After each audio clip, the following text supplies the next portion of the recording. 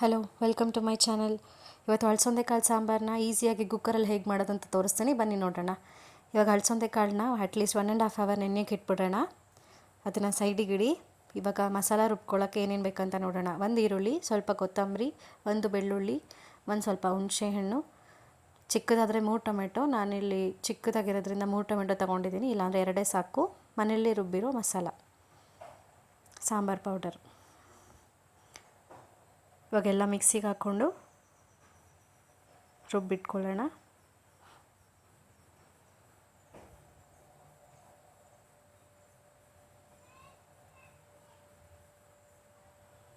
ಹುಣಸೆಹಣ್ಣು ಸ್ವಲ್ಪ ಹೊತ್ತು ನೆನೆಸಿಟ್ಟು ಹಾಕ್ಕೊಳ್ಳಿ.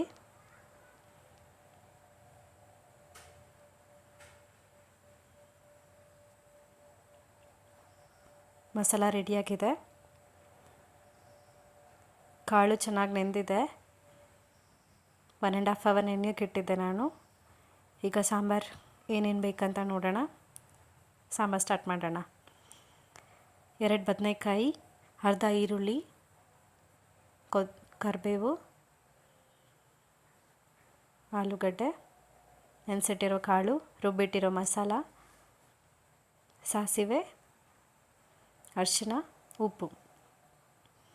ಬನ್ನಿ ಹೇಗೆ ಮಾಡೋದಂತ ನೋಡೋಣ. ಕುಕ್ಕರ್ಗೆ ಎಣ್ಣೆ ಹಾಕ್ಕೊಂಡು ಸಾಸಿವೆ ಹಾಕ್ಕೊಳ್ಳಿ. ಈರುಳ್ಳಿ ಆ್ಯಡ್ ಮಾಡ್ಕೊಳ್ಳೋಣ.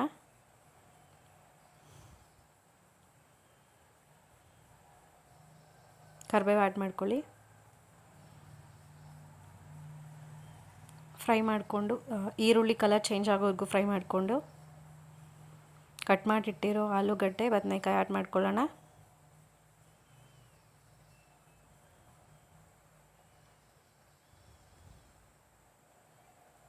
ಇದನ್ನು 1-2 ಮಿನಿಟ್ಸ್ ಫ್ರೈ ಮಾಡ್ಕೊಳ್ಳಿ.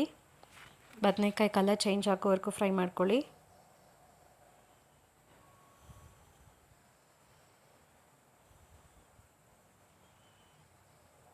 ಬದನೆಕಾಯಿ ಕಲರ್ ಚೇಂಜ್ ಆಗೋದು ನಿಮಗೆ ಕಾಣಿಸುತ್ತೆ. ಚೇಂಜ್ ಆದಮೇಲೆ ರುಬ್ಬಿಟ್ಟಿರೋ ಮಸಾಲಾನ ಆ್ಯಡ್ ಮಾಡ್ಕೊಳ್ಳೋಣ. ಮಸಾಲ ಆ್ಯಡ್ ಮಾಡಿ ಒಂದು 5 ಮಿನಿಟ್ಸ್ ಹಾಗೆ ಫ್ರೈ ಮಾಡ್ಕೊಳ್ಳಿ. ಅದು ಮಸಾಲ ಸ್ಮೆಲ್ಲೆಲ್ಲ ಹೋಗಬೇಕು.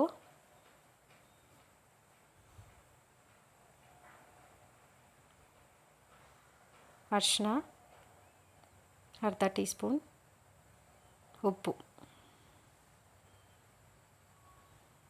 ಹಾಕಿ ಚೆನ್ನಾಗಿ ಫ್ರೈ ಮಾಡಿಕೊಂಡು, ನಿಮಗೆ ಕಾಣಿಸ್ತದೆ ಇಲ್ಲಿ ಮಸಾಲ ಕುದೀತಾ ಇದೆ. ಈ ಸ್ಟೇಜಲ್ಲಿ ಕಾಳು ಆ್ಯಡ್ ಮಾಡ್ಕೊಳ್ಳೋಣ. ನೆನೆಸಿಟ್ಟಿರೋ ಕಾಳು.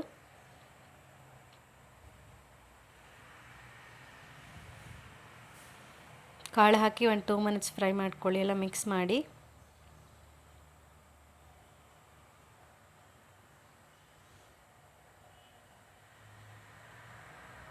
ಅದು ಚೆನ್ನಾಗಿ ಕುದಿಬೇಕಾದ್ರೆ ಇವಾಗ ನೀರು ಆ್ಯಡ್ ಮಾಡ್ಕೊಳ್ಳೋಣ.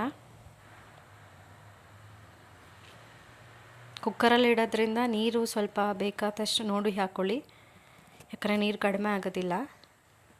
ತುಂಬ ನೀರು ಹಾಕ್ಕೊಂಡ್ರೆ ತುಂಬ ತಿಳಿಯಾಗೋಗುತ್ತೆ. ನಾನಿಲ್ಲಿ 2 ಗ್ಲಾಸಸ್ ಹಾಕ್ಕೊಂಡಿದ್ದೀನಿ. ಇವಾಗ ಕುಕ್ಕರ್ ಕ್ಲೋಸ್ ಮಾಡಿ 3 ವಿಸಲ್ಸ್ ಬಿಟ್ಕೊಳ್ಳೋಣ. 3 ವಿಸಲ್ ಬಿಟ್ಟರೆ ಸಾಂಬಾರು ರೆಡಿ. ಇದು ಯಾವುದಕ್ಕಾದ್ರೂ ಸರಿ ಹೋಗುತ್ತೆ. ಮುದ್ದೆ, ಅನ್ನ ಯಾವುದಕ್ಕಾದ್ರೂ ನೀವು ಟ್ರೈ ಮಾಡ್ಬೋದು. ನೀವು ಒಂದು ಸಲ ಟ್ರೈ ಮಾಡಿ ನೋಡಿ. Thank you for watching. Please subscribe.